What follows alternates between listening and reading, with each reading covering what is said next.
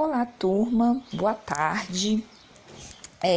Estou aqui com mais um texto para a gente conversar, a respeito de mais um texto, de mais um conteúdo de grande importância aí para estar agregando aos conhecimentos de vocês. Hoje a gente vai falar um pouquinho, vai conversar um pouquinho a respeito de uma teoria muito importante, uma teoria criada por Levi Vygotsky, que é uma personalidade fundamental para os estudos do desenvolvimento da inteligência humana, né? Ele faz parte daquele grupinho, de estudos da epistemologia genética, em que nós vimos um pouco na semana passada, ou retrasada, antes do feriado, a respeito de Piaget, a gente falou um pouquinho de Piaget, e hoje a gente vai falar um pouquinho do interacionismo, A gente hoje vai falar um pouco de Levi Vygotsky. Primeiramente, destacando esse termo para vocês, interacionismo, interagir, a gente lembra de interagir, a gente lembra de troca, a gente lembra de relacionar-se um com o outro, A gente lembra desse termo pensando na dinâmica do movimento, Quando a gente sai, e vai passear, vai para algum lugar, ou vai para uma boate se divertir, para um show, para uma lanchonete, em vários aí, em determinados lugares aí de diversão, quando a gente chega, a gente interage, a gente se diverte, a gente se comunica, a gente troca informações. Então, interagir vem desse movimento, de você estar trocando, de você estar se relacionando e trocando ideias, informações o tempo todo com o outro, E o interacionismo, as interações, o interacionismo, esse termo interacionismo, eles valorizam a experiência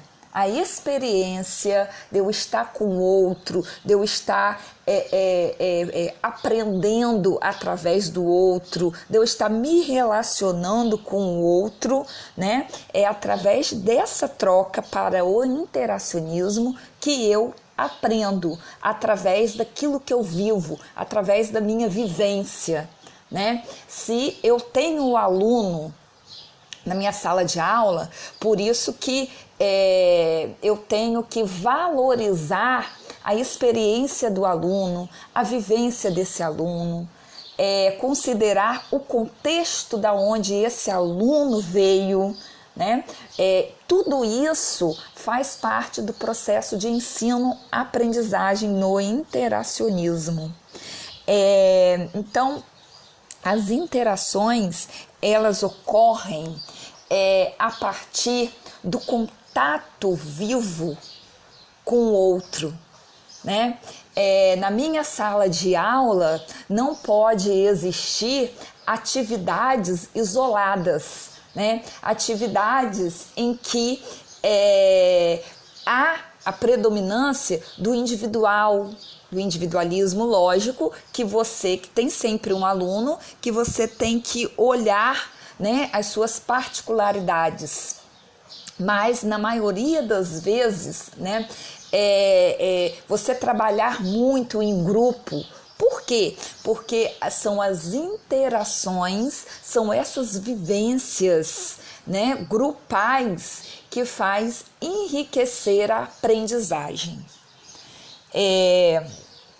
Então, os interacionistas, eles não concordam com a teoria inatista, né? O que é a teoria inatista? A gente viu bem no iniciozinho do ano, né? É aquela teoria que diz que o indivíduo ele já nasce com o seu conhecimento pronto, né? Que as trocas para eles, essas vivências, essas interações, né? Isso não tem nada a ver com a aprendizagem. Para os inatistas, os indivíduos, as pessoas, né? Elas já nascem prontas, né? E o ambiente que ela vive vai somente aperfeiçoá-las e nada mais, né? Ela não troca com o outro, ela não aprende um com o outro, eles não consideram essas proposições que os interacionistas consideram, né? Acham de suma importância que só com as interações, que só com as trocas com o outro, o indivíduo ele pode aprender, né? Que o indivíduo, ele, além dele aprender com o outro, né? Ele é social, ele é cultural. Por isso que quando a criança vai para a escola, deve considerar o quê? Os aspectos culturais deles, os aspectos sociais, da onde essa criança veio, né? Em que comunidade essa criança vive, né? E que contexto da casa dela, né? Ela tem contato. Por quê? Porque o professor dentro da sala de aula, né? Ele vai ensinar de acordo com a realidade, de acordo com a realidade daquele grupo, né? De acordo com a realidade daqueles alunos que estão inseridos nesses diferentes contextos, né? Não adianta eu estou dando aula no Nordeste, né? Falar que no Sul, né? Falar com linguagens do Sul, que lá no Sul, né? No Rio Grande do Sul, eles têm outros costumes, né? No Sul se toma muito chimarrão, no Sul é frio, né? Uma escola lá no Nordeste, ela está situada em que contexto, né? No contexto de verão, né? Tem muito sol, calor, né? O aluno lá, ele toma muito açaí, né? Vai muito à praia, é a vivência dele. Então, em cada lugar que eu estou, né? Eu como professor, eu devo estar inserido naquele lugar e devo trocar com esse aluno, devo mediar o meu processo de ensino-aprendizagem, né? De acordo com as características locais, regionais desse aluno, né? De acordo com a comunidade que ele vive, que ele convive. Então, essas considerações é de suma importância a gente levar para a sala de aula, né? Por quê? Porque são nas interações com o outro, são nessas trocas em que o indivíduo ele desenvolve a sua maneira de pensar, a sua maneira de agir, não é? Se você pegar um aluno que veio, por exemplo, de uma outra região do país e colocar, e ele estiver inserido, por exemplo, ele é do Amazonas e ele veio estudar, ele está estudando aqui em Campos, né? Eu já tive a oportunidade de dar aula a muitos alunos assim, né, de longe. A forma dele pensar, a forma dele agir, né, a forma dele falar, se ele sentar com a turma e contar as vivências dele, vai ser diferenciada. Por quê? Porque o nosso desenvolvimento, ele depende de onde o indivíduo mora, né? Então, cada lugar, o lugar onde ele está, ou seja, o seu contexto social, ele vai influenciar muito, né, no desenvolvimento do pensamento do aluno, né, de como ele vai agir. Por isso que nós temos que ensinar para a diversidade, né, para o pluralismo. Por quê? Porque não existe somente uma verdade absoluta. O que é certo para mim não pode ser certo para o outro, né? Muitas vezes. Então nós temos o quê? Que valorizar o diverso, né? Valorizar os alunos, olhar para os alunos com um olhar multi, né?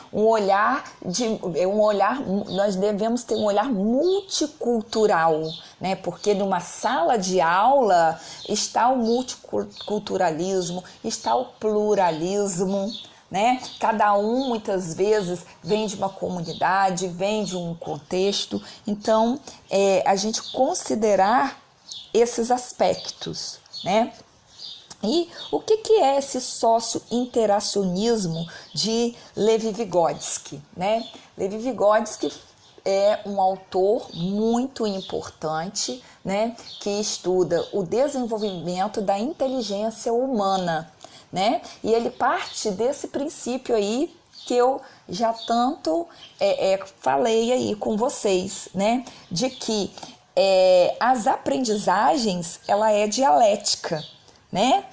E as aprendizagens, ela vem dessa interação com o outro, e começa a desencadear o desenvolvimento a partir do meio que ele vive, né? Então, Vygotsky, ele acredita que as crianças, ela aprende nas interações, né? Então, e que o seu desenvolvimento, que o desenvolvimento de cada criança é impulsionado pela linguagem, né? Então, a criança, ela vai falando, à medida que ela aprende a falar, ela vai se desenvolvendo, ela vai desenvolvendo cognitivamente. Por que isso acontece? Porque ela vai trocando, né? Ela vai tendo mais facilidade ali, né, que há uma relação entre o pensamento e a linguagem. Então, à medida que ela for falando, ela vai interiorizando, né, a sua fala, ou seja, as informações, né, aquilo que ela interage com o outro, aquilo que ela aprende na casa dela, aquilo que ela aprende na igreja, aquilo que ela aprende na escola, né? Coisa muito importante também é você estar considerando esse indivíduo, né, como um indivíduo que já tenha um conhecimento prévio, né? O aluno, ele traz algo para você. Ele não é uma página em branco, né? Os empiristas, a corrente empiristas, né? Empirista que fala disso, né? Que o indivíduo, ele é uma tábula rasa, ele é uma folha de papel em branco, né? E nos interacionistas não, né? Levi-Vygotsky, ele acredita que os indivíduos, ele traz sim uma bagagem, né? Quando o indivíduo chega, quando a criança chega para você numa sala de aula, né, e você faz ali uma dinâmica de contar historinhas, faz uma contação de história ali para a criança, né? Depois da historinha, todo mundo tem sempre uma experiência, né? Da sua casa para contar, da casa da avó, né? De um passeio que fez com seus pais ou com alguém. Então, ou seja, né? Sempre o indivíduo, a gente tem que considerar que ele tem algo a acrescentar, que ele tem sim, né, um conhecimento prévio, ele já traz uma bagagem, né? Então, os interacionistas, né, acreditam também que os estágios, né, que são descritos por Piaget, porque o que a Piaget acredita? Na semana retrasada eu falei para vocês, né?